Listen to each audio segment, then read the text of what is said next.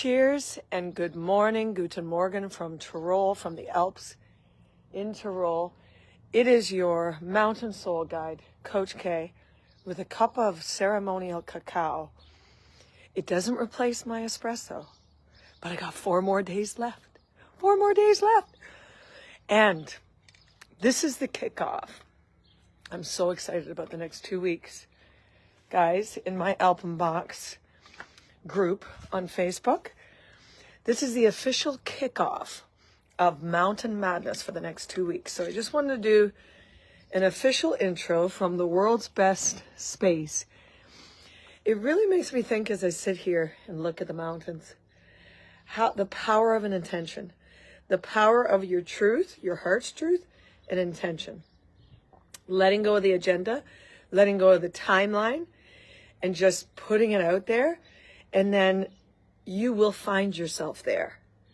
You will find yourself sitting in the middle of that once thought of dream picture you had in your mind.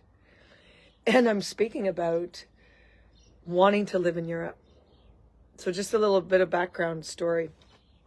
I have wanted to live here for a good portion of my life, to move to the mountains, but it seems so far away.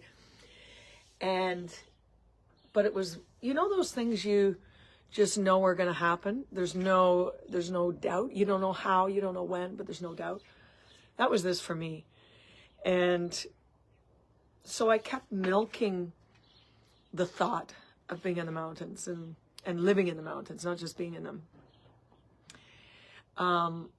So backtracking about 30 years, at 32 years was my first Europe backpacking trip. And it was the first time I was exposed to the Swiss Alps. And I was in Grindelwald and Lauterbrunnen, and I was just floored because I had been in mountains and hills, but I hadn't seen mountains like that. And it just like moved me to the core. And that mountain hostel I stayed in still is there today. And I was going to it over the last 30 years. So anyhow, that trip at 20 spiraled into the next trip 3 years later, where I said, I've got to live here. The mountains are calling and I must go. I've got to live here. And so I traveled for 3 months, all around Europe, all the little spots, looking for the right spot to live. Because I had in my mind, I had that vision before any of this law of attraction stuff or The Secret or any of this stuff came out. I had this clear vision of a village, the village sitting at the base of the mountain. And then I just opened the door and I go straight up. I'm just able to go straight up. And it had to be close to a city that I could teach my fitness and do all the other things I love. And that year that I chose to live here in Europe, I landed on it still kind of funnily freaks me out today as I landed on that perfect picture in a small village with a family here as an au pair, 20 minutes from a city in the mountains, which is so unique. And literally when I open my door, I'm going up. And the other funny, really funny, because the universe is funny, is humorous, is that here I am, 28 years later, 29 years later, in that same village, 50 meters away from where I made the statement that I'm going to live here. 50 meters, the au pair house is right there. Living beside a man I was in love with, but way back then. And we're now neighbors, and and I'm living with another German Bua, but it's just funny. And I dreamed of this log cabin I'd be living in. The log cabin's right in front of my house and right in front of the mountains. So when we have fun with it and we let go of the grip and we let go of the timeline and we enjoy the journey, as we always say, we hear the kind of that statement of, it's not about the destination, it's the journey. But I mean, it truly is. Because if I was held on to like, I gotta get there, when am I gonna get there? When am I gonna have that dream? It wouldn't be the same. I just kept milking it. Okay, let's go live there for 6 months, which I did in 2007. Let's go to Nepal. Let's go to these mountains. Oh, let's go live there again. I would milk it. It just made it bigger and more exciting and more exciting. So we got to that thing that we want. We just got to keep amplifying it, not rushing to get there, but enjoy, just squeeze the juice out of every little moment on the way there. But truly, the biggest part of the story was the mountains was my biggest place of healing. Going through different anxiety issues, OCD, eating disorder issues that were just plaguing me in my mind. I was always pulled to come here. And at times when I felt myself being disconnected and,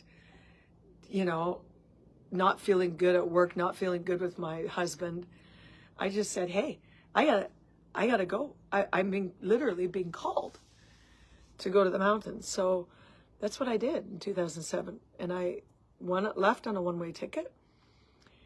And so one of my main messages as an adventure coach is we got to be selfish. To be of service in the world, true service, I think we have to be selfish in the way we have to take care of ourselves, because our cup is not full and it's at the brim of stress, for example, then we can't serve out there. So we have to fill our cup in the best way possible, dump out the cup of stress and dysregulation and this constant pattern over and over. And we have to listen to those subtle urges. So I listened to come to the mountains for 6 months. And there's a lot of healing there, but healing is an ongoing journey your whole life. So I don't even like to use the word healing. It's helped me to come closer to who I was in my truth. And all that other stuff that kind of gets in the way with it. I think that's why we're here. Good morning, Petra, my fellow mountain girl. Love you, sister.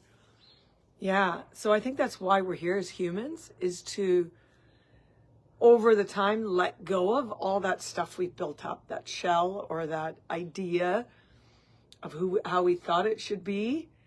And it's all perfect. It's all, there's no shaming that or anything. It's just and we're coming full circle to come back to who we really are and what we really want.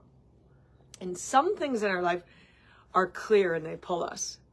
And they're saying, hey, I'm over here. And that was the mountains to me, and still is. And so some things are no question.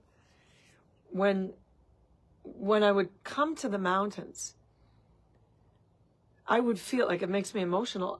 I would, for those moments, I would feel normal per se. For those moments, I would feel like everything's back to normal. And I would just search for those moments again. Everything. I don't have to follow this. All that was created by me.